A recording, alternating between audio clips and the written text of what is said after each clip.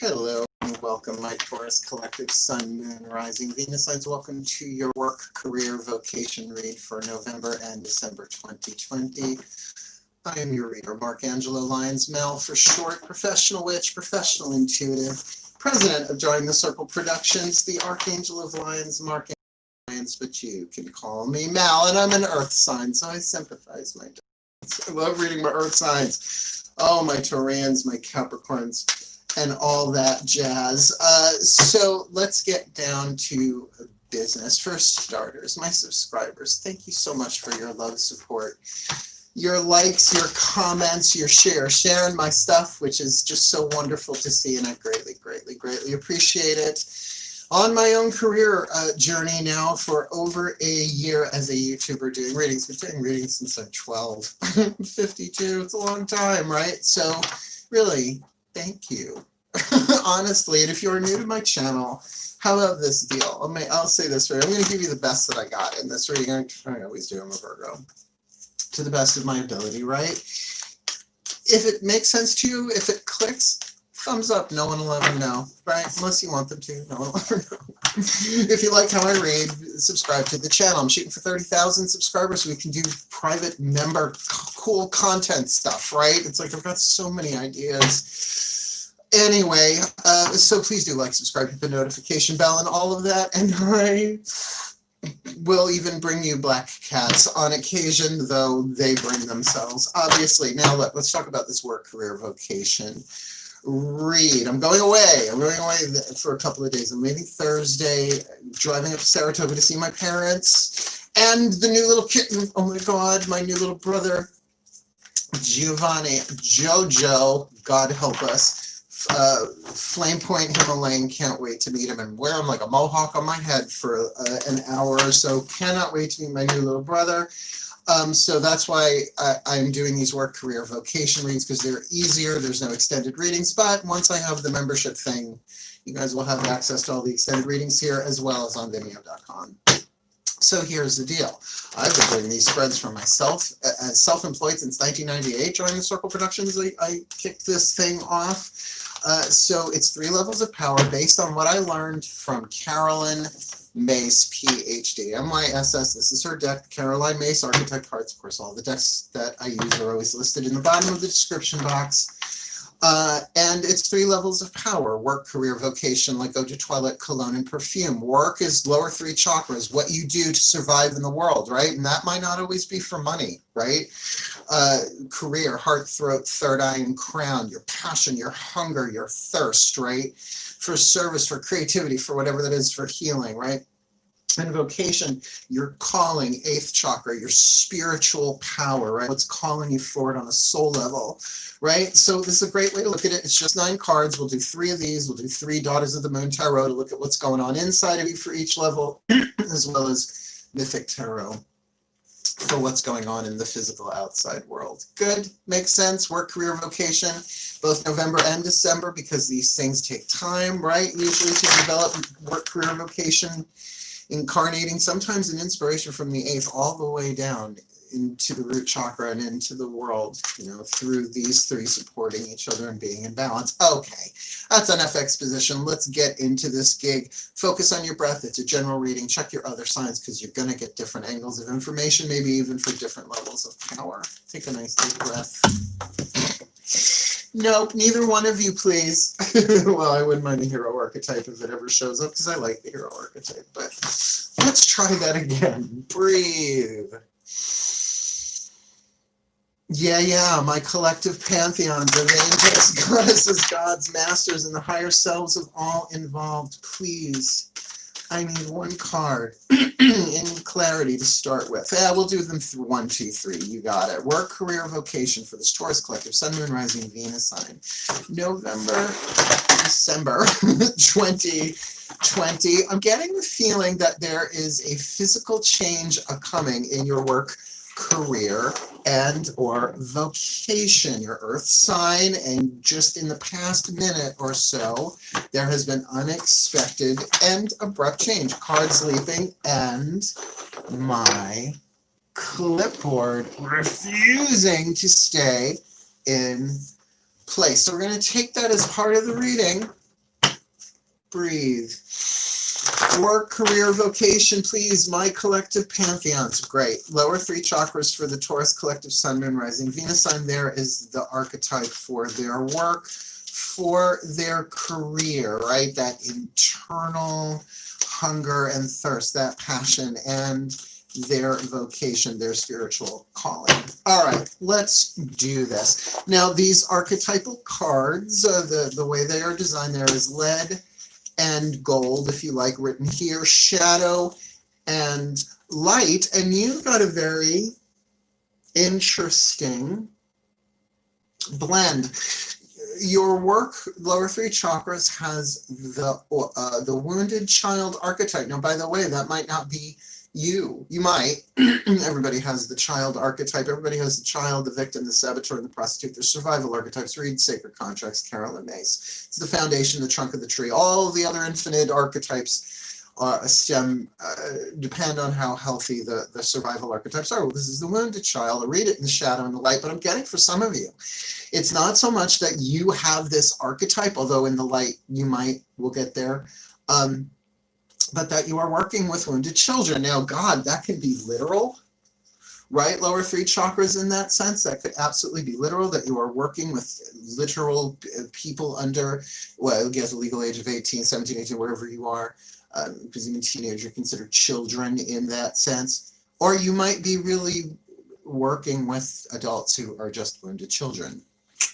Right, and if that is your own, you'll know. The shadow attribute, remember, this is your work. This is about survival, and you've got a survival family archetype in the level of how you survive. The shadow attribute blames all dysfunctional relationships on childhood wounds. Now, if you're doing that, blames all of them. I mean, yeah, a lot of them do stem back to childhood trauma and unfinished business and emotional baggage. Resists moving on through forgiveness. So forgiveness is a major theme here now. In terms of survival, is forgiveness necessary for survival? Well, I think it depends on who you ask and what type of forgiveness you're talking about, right? Like, there are certain situations we're thrown into where the only way out is to forgive, perhaps ourselves or someone else, obviously, right? Or a situation, seeing that it couldn't have happened any other way. And hence, the light attribute of the wounded child awakens compassion and desire to serve other wounded children, right? So that's kind of more the vibe I'm getting. Taurians, my bulls, your feminine earth, right? It's very Demeter for me. In fact, this is the totem of Demeter I'm wearing around my neck because I'm doing the Taurus read. She's the goddess of Taurus for me, essentially sits in that throne. So of course that mothering and nurturing thing here. And the second part of the light aspect attribute opens the learning path of forgiveness. This is a very light card, so I doubt you can read any of that there. But if you look, it is sort of like an adult with 2 children, just sort of like, it's okay, honey, I got you. We'll heal, right? Let's heal. We'll get through this together. Interesting. The monk nun in the career ain't no joke. Well, it doesn't surprise me this year, 2020, with people having to stay within their own homes. And if you live alone, to be like, I live alone while I have my cats. Like maybe 3 people have been in my house in the past like 2 or 3 months. So, you know, I get that, that monk. I have a nice touch of the monk archetype. It comes and goes, past life stuff, nun as well, right? I've been both hooker and nun. It's just how it goes sometimes on the hero's journey of the soul. But this is obviously a divine family archetype. In its shadow, negative judgment of the physical world, excess piety. Well, it's hard not to have negative judgment in the world, of the physical world right now, right? Where you just want to pull back from everything. Ugh, it's just dirty and sinful. And remember, the word sin just means mistake at its original, you know, meaning of the word. An archery term, you missed the target. That's all it meant. So you would repent, you would rethink, pense, to think, right? The light attribute here, selfless devotion and single-minded dedication to spirit. Like that is Taurus, right? Fixed earth, single-minded devotion. Yeah, selfless devotion and single-minded dedication to spirit. Now, to the spirit of something, to the spirit of your career, to the spirit of this heart, throat, third eye, crown thing here, but it is a divine family archetype. So we're looking about your spiritual power and your relationship to the divine and your own path and your own inherent divinity, most likely. And that would make sense with your calling being the alchemist. Now, the alchemist is an interesting archetype. Very few archetypes share families. This one does. Shares it with both the divine and the wisdom family. So you could fall to either side or a foot in both. The shadow attribute, misuse of power and knowledge that comes through spiritual practice, which you're doing. I'm not saying you're doing anything, but this is 8th chakra. This is your spiritual power. This is more than your spiritual power. This is the reason why you incarnated to be, most likely, right? The alchemist turns lead to gold, but can also turn gold to lead. Something healing to something toxic. The light attribute, though, transformation of base motives and goals into golden wisdom. Now, there's a lot to unpack there.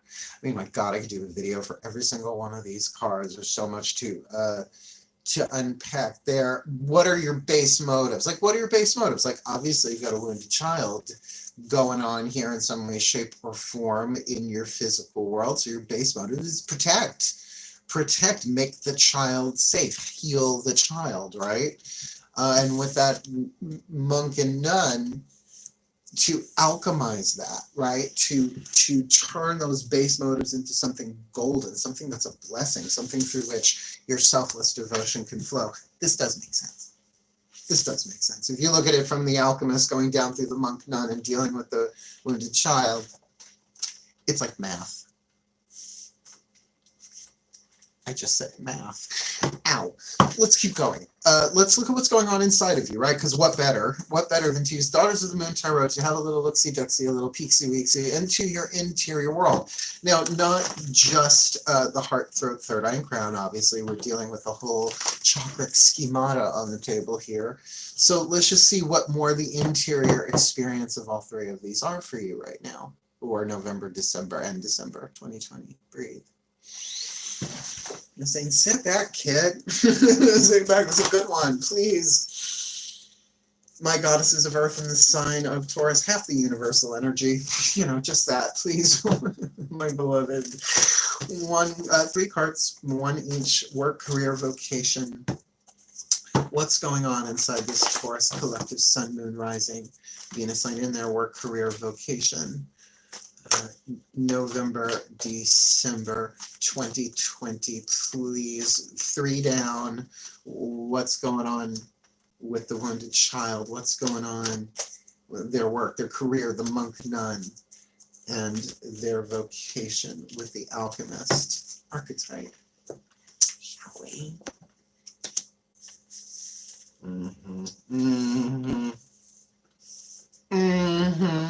Okay. Well, you got the wounded child with the learner, all right? The 8 of Pentacles, a maiden learning from a crone how to weave blankets, and there's one in the background proving that she's done it for a long time. Maybe not just that one in particular, but you know what I mean? It's like she's passing on. So there is learning here, and it is through physical application, and we do have a maiden, which technically we'd say is a child here. So there is a teaching and a learning and a teaching, like both are true. It's like simultaneous here. So we're just going to put that to the side for a moment because of the cards that follow, right? So I feel like, all right, they're giving me this before we move on to the next level. If you can be really gentle and loving and compassionate with the child of your own heart, regardless of whether it's a wounded child archetype or not, it could be a magical child, it could be the orphan child, it could be the nature child, right? There's all this whole substrata of archetypal dynamic within the child archetype. Whatever it is, be kind, be loving. Yeah, we're in a learning curve, honey. We got this. Yes, maybe we are dependent upon others as a child would need to be. Or again, this might be you're dealing with a wounded child in an adult form, a literal form, like I said. So to really be kind to the child of your heart here and this and say, this is a learning curve. Unlearn. The world is different.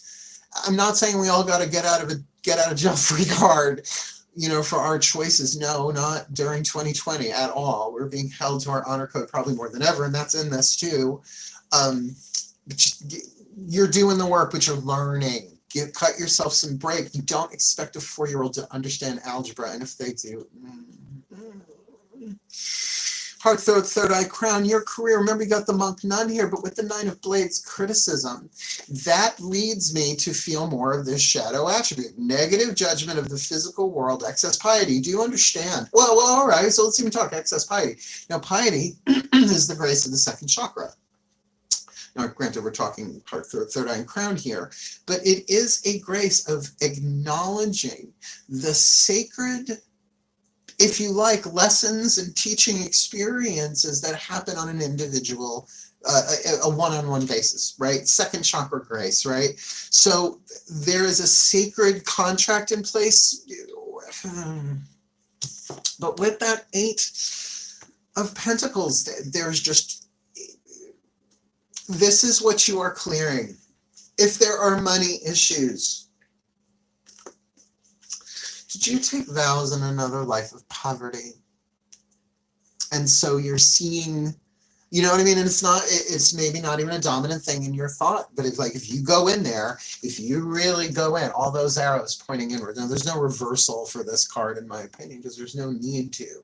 They're all going inward. It's the mind. And yes, 9 of swords, sleepless nights. But this is a divine family archetype. The gods want you to have what you need to fulfill your career, particularly with the alchemist in the 8th chakra, your vocation. Sure, look, if this is critical thinking, if this is getting to the heart of the matter, right? If this is really focusing your devotion inward, right? Okay, let's look at this. Selfless devotion and single-minded dedication to spirit. But this isn't single-minded like one would think the ace is. This is the 9. This is really focus, not just focus, critical focus, right? So that could play itself out. Like, are you being like a wicked critical of the outside world and excess piety? Like, excess piety is anything, well, nothing exceeds like excess, but not always. In fact, rarely. Trust me, I'm a Dionysus archetype. Your career, your vocation here, as we said, is the alchemist, and you've got the 4 of flames. Now, everybody likes the 4 of wands in other decks, but here in the Daughters of the Moon, we call it conflict. There is a conflict that is being alchemized, though, from lead to gold. From conflict, what is the opposite of conflict but a resolution, right? Problems have solutions, conflicts, resolutions. So there's a balance of fire here. There's a tricky little thing, but it's working itself out in terms of your spirituality, which is, of course, perhaps why this, come here, why the critical nature with the monk nun. You seeing it? You seeing it there with that conflict kind of moving down, and really get that this child is just learning things, right? I mean, yes, this does feel like for some of you, I'd say 25 to 30% of people watching this, that they are dealing with a real wounded child, like literal, physical, regardless of age. As well as regardless of age. And to just really, really know that the conflict within you, like the conflict might very well be, get me the fuck out of here. But that monk nun, just don't be too critical of yourself, right? That's what I mean. Like, don't be so critical of yourself because it's a learning curve. You're being developed something. You're in a crucible. I got it. These next 3 cards should be very telling now, even though we're dealing with the 8th chakra. What's this look like on the outside, right? The divine masculine, the God aspect, the ultimate yang, the ultimate yang of the universe, universal yang. Yang, breathe. Yeah, my gods of earth and the sign of Taurus, please, 3 cards. Work, career, vocation for this Taurus collective. Sun, moon, rising, Venus sign in their work, career, vocation for November, December 2020. That one face down. Just what's going on the outside? What does this look like? Clue, a tip, a hint about that wounded child with the 8 of blades. And for their career, the monk/nun archetype with that Nine of Blades, focus and criticism, those arrows pointing inward, either in devotion or in excess piety and judgment. And for their vocation, please, for the Alchemist, with, woo, if, oh, I did not see you, I will take you. Ooh, if I don't see it. With the Alchemist, an Alchemist alchemizing conflict. What's this all look like on the outside? All right. Oh, ooh, okay. Good. All right. So physically, you got the Chariot. So things are moving forward, and they're moving fast, and it's emotional. It just is. You're dealing with a wounded child. Could be inside you, the wounded child, and you might be afraid of getting hurt. The child archetype in its larger gestalt, meaning including all the sub-archetypes of the wounded, the magical, the nature child, the divine child, the eternal child, blah, blah, blah. It's the guardian of safety and innocence, and that's why everybody's got it. It's the survival archetype. And there is a learning curve here, but it's humming along.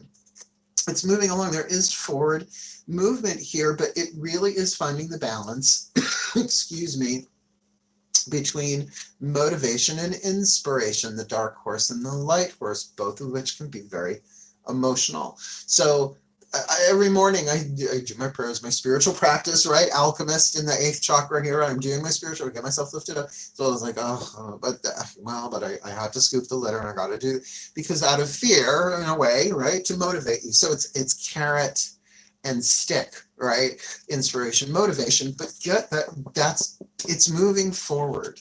It is making progress here. And I dig it.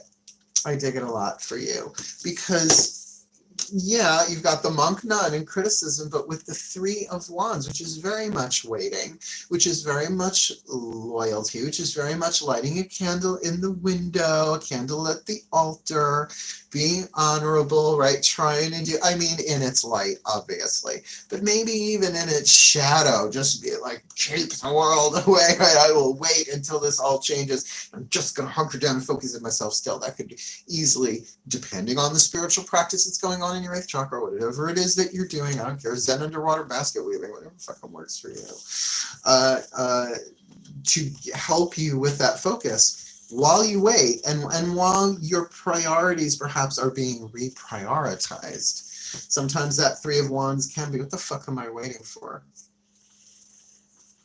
Oh look, darling, he's got an orchid growing out his head. It's a periscopic orchid. Ooh, he's got the periscopic orchid thing. 8th chakra, ding. The Alchemist with conflict here. We've got the Page of Cups, which to me is a card of self-reflection in the 8th chakra.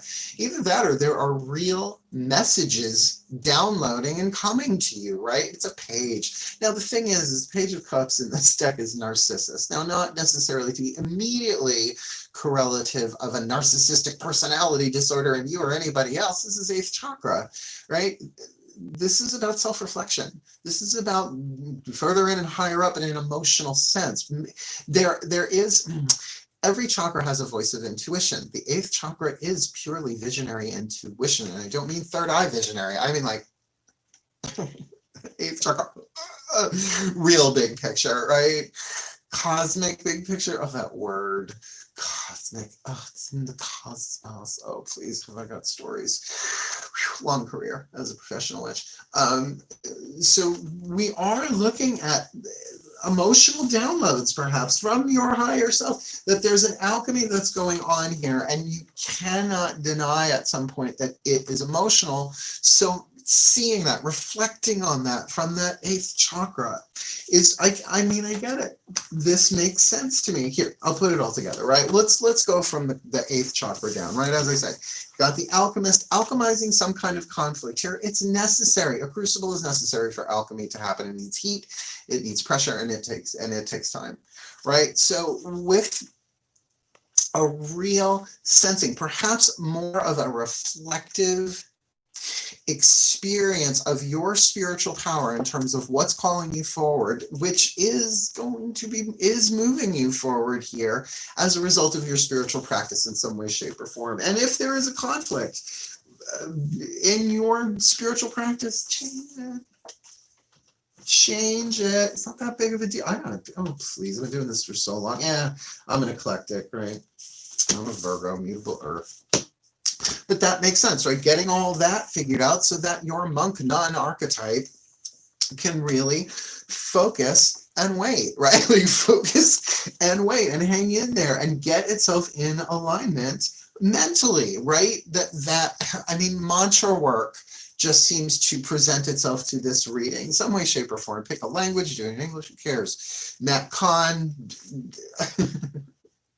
my God, the Yoga Sutras of Patanjali, like, oh my God, find something to focus on. Prayer, rosary, chanting, you know, drumming, whatever, but anything for that monk nun to really focus that. If you're going to be, the Nine of Blades, the Nine of Swords is not to be feared. It's something to be embraced in the sense like, okay, there are pieces of the puzzle swirling in the air, one more and this fucker's done, right? One more blade comes in and we know what this is, or at least we have some sort of mental resolution and a reboot back to the One of Blades or Swords, so that this child, whether it's you that you're dealing with physically, literally, someone else of any age, your own wounded child here is learning and growing and stabilizing and moving forward as the result of this alignment. So may the Taurus collective, Sun, Moon, Rising, Venus signs be blessed with all that they need to heal, to grow, to learn, to alchemize, to find their devotion, to find their healing for the child within them and the child that has been wounded in all hearts, for their well-being and for the well-being of all. So would it be. And so it is. It was a good prayer. They're like, oh, leave that there. That was good. Look, if you liked it, if it made sense, just hit the thumbs up. It's so simple. If you like me, you want more, subscribe. How does this relate to you? Give me some feedback. Comment below. Like, are you, I mean, yes, I'm the wounded child, but, you know, can you relate? How are you playing these things out in your work, career, vocation? Because honestly, as a Virgo, I work all the time, even when it's not external, it's internal and upwards. So I'd be interested to hear what you think about all of this, my darling Earth sign brothers and sisters. Otherwise, wishing you all the very best and the very blessed of your work, career, vocation this November, December 2020, my darling.